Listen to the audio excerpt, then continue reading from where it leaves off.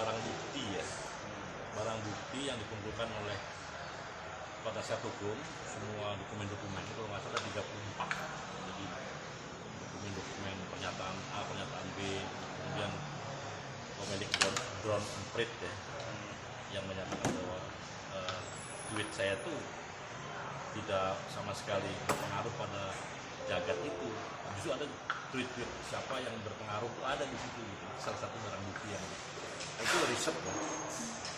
Jadi kan sekarang bisa lihat tuh siapa sih tweet yang paling ini gitu. Tweet saya ternyata enggak. Even di nomor berapapun enggak, karena memang kan saya bukan pemain Twitter kan, jadi kan sesekali aja. Itu salah satu. Dan yang lain-lain statement-statement yang jauh lebih keras, lebih mendasar dari saya, mereka nggak dikriminalkan, maksudnya nggak masuk pengadilan. Begitu juga ada pernyataan saya yang bisa jadi lebih keras dari yang sekarang. Tapi kok dulu dia aman-aman saja, baru terakhir ini saja jadi kena. Kayak gitu-gitu kan, itu ada 34 dokumen. Bagus ya, LBH luar biasa, teman-teman tahu ya. Itu aja sebenarnya. Nah, pemeriksaan terdakwanya itu minggu depan, jadi hari Senin. Nah itu baru yang agak seru tuh, karena langsung awal nanti. Tadi sih pikir sekarang, ternyata kan telat ya. Kan jam 8 pagi ya, jam 10 tadi. Kalau jam 10 setengah jam selesai, kita bisa langsung pemeriksaan terdakwa. Tapi kan karena ada halangan, nggak tahu hakimnya, nggak tahu siapa lah. Baru mulai jam 1 kan gitu. Jadi 1 lebih mana nggak salah. Iya nggak. Persiapannya gimana? Saya? Oh saya sih ya, saya ketika saya bikin statement kan, saya tahu persis kenapa saya harus bikin statement itu. Jadi saya punya rujukan, punya dasar-dasar, punya pengalaman, dan punya otoritatif juga. Artinya saya memang punya hak untuk menyampaikan sesuatu, karena saya kan pimpinan serikat buruh ya. Jadi kan masa anggota saya di seluruh Indonesia bergerak, lalu saya kok diem aja gitu. Saya kan harus berbarengan dengan mereka. Nah, ini ada menarik nih. Kalau dalam tuduhannya saya dianggap tweet saya menggerakkan anggotanya orang. Tapi sebenarnya kalau kita mensitir Bung Hatta bilang begini, matahari terbit bukan karena ayam berkokok, tapi ayam berkokok itu justru karena matahari terbit. Nah, pada tanda kutip pemimpin gerakan juga begitu. Bukan orang bergerak karena ada pemimpin, tapi ketika masyarakat ini sudah bergerak, baru pemimpin dibangunkan juga. Ini ada masalah loh, gitu. Ini bukan sebaliknya. Nah ini terbukti bahwa buruh-buruh di bawah ya, orang-orang bergerak di dunia itu, dan juga di grassroots lingkungan, pertanahan, mereka duluan yang resah loh. Peraturan kayak gini baru mereka rapat-rapat sampai ke tingkat atas nasional. Kira-kira saya juga begitu, saya kan di nasional kan. Tapi dari mulai ada satu omongan Jokowi tentang omnibus law, kami itu udah ngebahas. Di bawah udah rame gitu. Jadi sebenarnya bukan karena saya ada pergerakan, justru saya hanya bagian kecil dari pergerakan itu. Berarti dakwaan yang dituduhkan tidak tepat dong ya? Kalau menurut saya sih sama sekali nggak tepat, dan jaksa kan nggak bisa membuktikan sampai hari ini bahwa saya nge-tweet orang bakar-bakar gitu. Saya nge-tweet orang bergerak, nggak ada yang bisa membuktikan itu kan. Sampai sekarang nggak dibuktikan. Sebenarnya ada satu mahkota, satu saksi dia yang pelaku kerusuh juga di lapangan ditangkap. Mahasiswa bukan sih? Iya, mahasiswa kalau nggak salah di Polda, bukan mahasiswa SMA, namanya siapa gitu ya. Tadinya di BAP saya ada, wah jangan-jangan nih, pasti ngeberatin. Tapi sebelumnya dia diperiksa dulu pada kasus yang lain, kasus yang satu teman saya Saganda itu. Dia diperiksa, dia bikin rusuh, ya ini ya. Begitu ditanya, kamu rusuh karena baca apa? Baca Instagram, baca ini. Kalau Twitter, saya nggak punya Twitter. Jangan. Jadi dituduh, jadi dia nggak punya Twitter. Nah, ketahuan kan, saya nggak baca Twitter. Berarti nggak ada hubungan. Dia bergerak ya, baca Instagram ya banyak berita-berita yang harus dia turun lah dari Instagram. Itu bukan dari Twitter lah. Karena tahu di situ begitu, gak dihadirkan di sini. Harusnya dihadirkan. Saya mohon orang itu dihadirkan sebetulnya. Karena itu satu saksi yang mengkonek antara saya dengan rusuh atau saya dengan demo-demo. Kan nggak ada yang bisa mengkonek. Saya cuma asumsi dugaan. Jadi saya sih optimis, insya Allah kalau kita betul-betul menjadi bangsa yang ingin demokratis saja kertasnya bebas. Siap. Siap. Terima kasih Pak. Gitu. Thank Makasih, you. Pak. Terima kasih.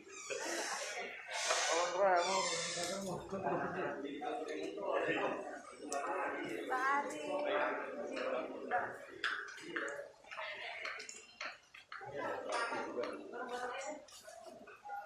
Jumhur udah ya?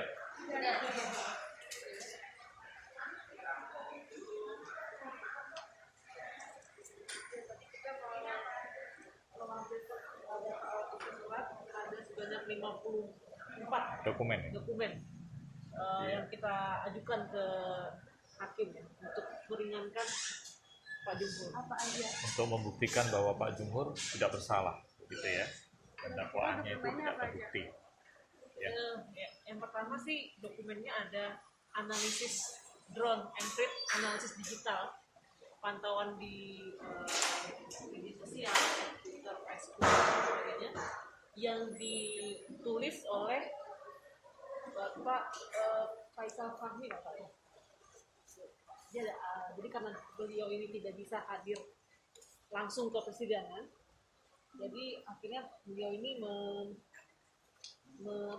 memberikan surat keterangan tertulisnya, analisis digital tentang omnibus law ini. Siapa sih kira-kira yang berpengaruh besar ya Twitternya dalam konteks membahas omnibus law ya. Dan di dalam keterangan ahlinya ya, analisis drone and threat ini ternyata ternyata tidak ada nih akun Pak Jumhur di sini.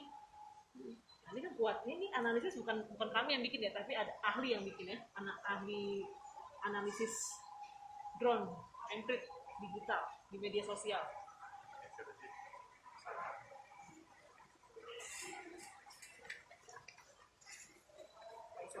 Saya sedikit mendapatkan ya, jadi salah satu alat bukti yang kemudian ditunjukkan adalah keterangan tertulis ahli, ya ahli IT ya, yang mengamati percakapan di media sosial, khususnya Twitter, ya, terkait dengan isu omnibus law. Jaksa dalam dakwaannya mengatakan bahwa Pak Jumhur ini Twitternya, ya ada 2 cuitan itu yang kemudian mendorong mahasiswa, buruh, nelayan, perempuan, dan berbagai elemen masyarakat sipil turun ke jalan memprotes omnibus law, gitu ya, yang memang ini undang-undang bermasalah, ya.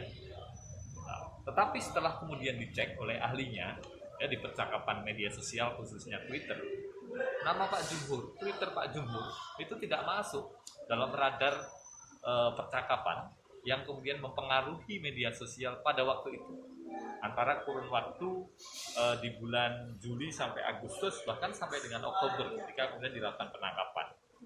Jadi dakwaan jaksa yang mengatakan bahwa tweetan Jumhur Hidayat itu mempengaruhi orang-orang untuk kemudian melakukan protes terhadap undang-undang Omnibus Law itu hanya imajinasi, ya, itu fiksi semata, jadi tidak terbukti, ya, secara ilmiah sudah diriset oleh Drone and Threat, ya, bahwa justru akun Twitter Pak Jumhur Hidayat tidak ada sama sekali di percakapan. Bisa dilihat.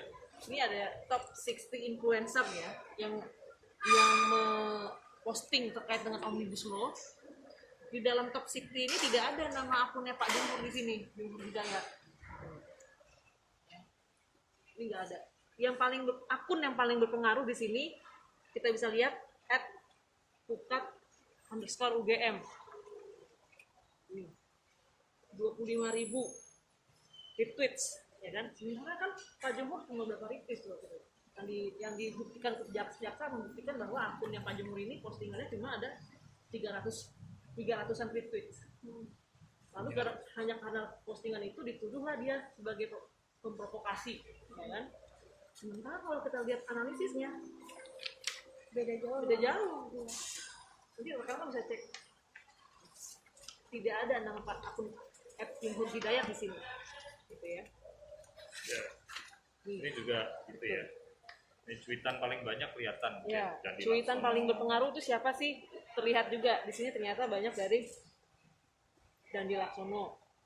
Terus juga ada masyarakat lainnya ya yang bisa terlihat di sini. Oke. Ini baru salah satu ya alat bukti yang kemudian kita sampaikan ke majelis hakim supaya hakim bisa mempertimbangkan dengan benar, dengan masak dan bijaksana gitu ya. Ada juga dokumen-dokumen yang lain yang ini kami sertakan. Tadi dikatakan ada 54 dokumen ya. Namun kita tuliskan ada 24 bundelnya ya, hanya 24 ya. 34 alat buktinya. Di antaranya ini ada kajian-kajian ya. Ada kajian-kajian yang itu dilakukan oleh, ini salah satunya yang kami tunjukkan ya. Ini belum semuanya, ini hanya sebagian saja. Ini kajian yang dilakukan oleh UGM, Fakultas Hukum Universitas Gadjah Mada ya. Catatan kritis dan rekomendasi terhadap RUU Cipta Kerja ya. Jadi kajian ini yang kemudian kita berikan kepada majelis hakim supaya dibaca jaksa juga ya, bahwa ini mengkritik bagaimana penyusunan RUU Cipta Kerja, Omnibus Law Cipta Kerja yang saat ini sudah disahkan jadi undang-undang. Tidak hanya prosesnya yang inkonstitusional, tapi juga substansinya yang itu menindas buruh ya, yang mengabaikan keadilan sosial dan juga mengancam kelestarian lingkungan hidup. Bukan hanya dari UGM ya, dari UI juga kita sertakan. Kalau ini tadi dari para pengajarnya, dari para ahli hukumnya, ini juga dari mahasiswa juga, BEM Fakultas FISIP ya, BEM FISIP UI, ya mereka memberikan kritik terhadap Omnibus Law Cipta Kerja. Dikatakan bahwa RUU Omnibus Law Klaster Ketenagakerjaan ini mereka fokusnya menindas buruh dan memanjakan pengusaha. Jadi ini tidak jauh berbeda dengan kritiknya Bang Jumhur ya, yang mengatakan bahwa RUU Cipta Kerja ini ya hanya untuk primitif investor ya, dan akan menjadikan buruh di Indonesia, rakyat Indonesia jadi kuli di negeri sendiri ya. Jadi ada kajian, termasuk juga ada sikap kritis ya, penolakan terhadap rancangan Undang-Undang Cipta Kerja yang dilakukan oleh beberapa lembaga. Saya sampaikan dulu dari civil society dulu ya. Ada dari pimpinan pusat Muhammadiyah ya.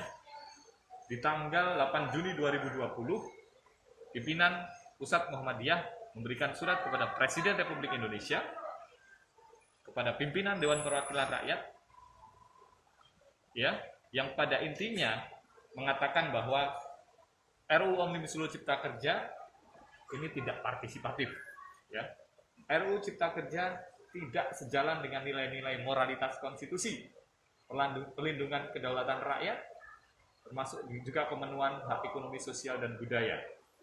Dan ini mengabaikan sila keadilan sosial. Dan sebaliknya sangat mengkhawatirkan karena memberikan privilege terhadap kekuatan pemodal asing ya, sekelompok kecil pemodal dalam negeri. Nah, dan diingatkan supaya kembali kepada konstitusi ya, kembali kepada ideologi bangsa ini dalam pembentukan peraturan perundang-undangan. Nah, ini sikapnya PP Muhammadiyah. Bukan hanya PP Muhammadiyah, ada juga sikap dari rohaniawan, rohaniwati gereja ya.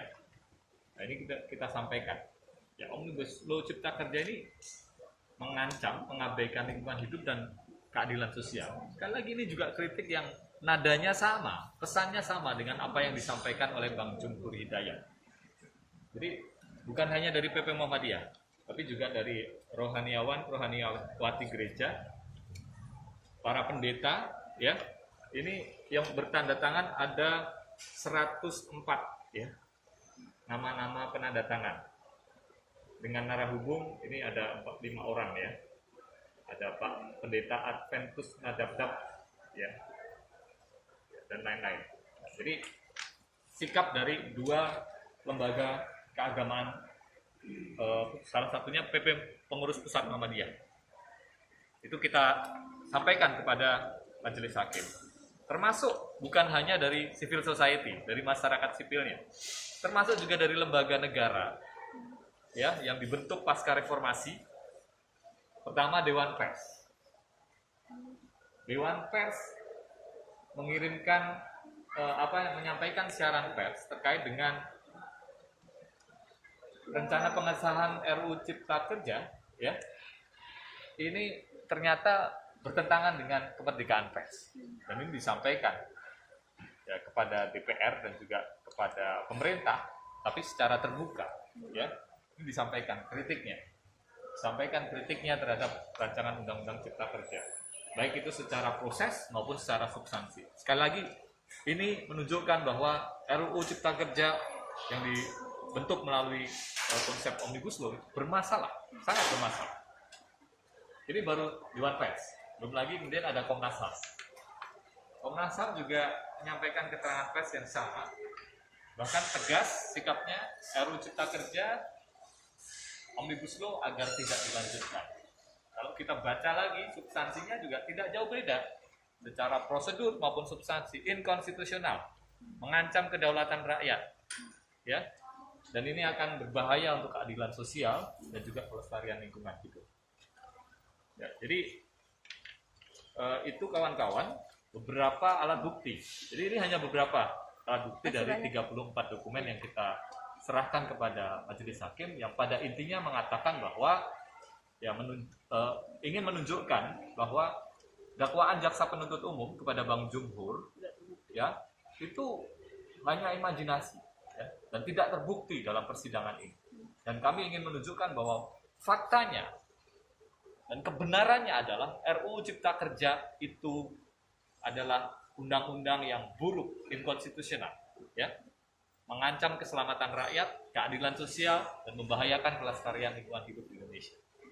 Ya. Jadi sebetulnya yang disampaikan oleh Pak Jumhur justru adalah suara rakyat, ya, suara buruh. Karena beliau sebagai pengurus serikat buruh, beliau mewakili anggota-anggotanya, ya. Jadi yang disampaikan adalah kebenaran dan kritik yang mestinya oleh pemerintah itu didengar, kemudian dilaksanakan. Bukan kemudian dijawab dengan kriminalisasi. Jadi perlu digarisbawahi bahwa ya sebetulnya persidangan ini adalah persidangan pembungkaman terhadap kemerdekaan berpendapat, berekspresi, ya, pemberangusan hak-hak masyarakat untuk berpartisipasi dalam sebuah negara demokrasi, dan ini sangat membahayakan demokrasi kita. Dan yang terakhir, ya kalau kemudian sampai Pak Jumhur itu dinyatakan bersalah, sebetulnya yang mati bukan hanya nurani kita, tapi juga semangat kita untuk membangun negara demokrasi yang melindungi hak-hak masyarakat. Bang Arif, untuk agenda minggu depan itu apa tadi? Ya, hari ini agendanya mestinya bisa dilanjutkan dengan keterangan terdakwa, tapi karena majelis hakim merasa bahwa butuh waktu yang cukup untuk memeriksa, sementara waktunya sudah sore ya, hakim meminta untuk ditunda, dan kita sepakat ya dari penasihat hukum maupun jaksa, sidang akan ditunda hari Senin tanggal ya. 21 ya? Bukan, 21 Juni. 21 Juni di jam 10. Gitu. Ada lagi ya? Udah cukup. Oke, terima Terima kasih kasih. ya, Bang baik. Arif. Terima kasih banyak teman-teman.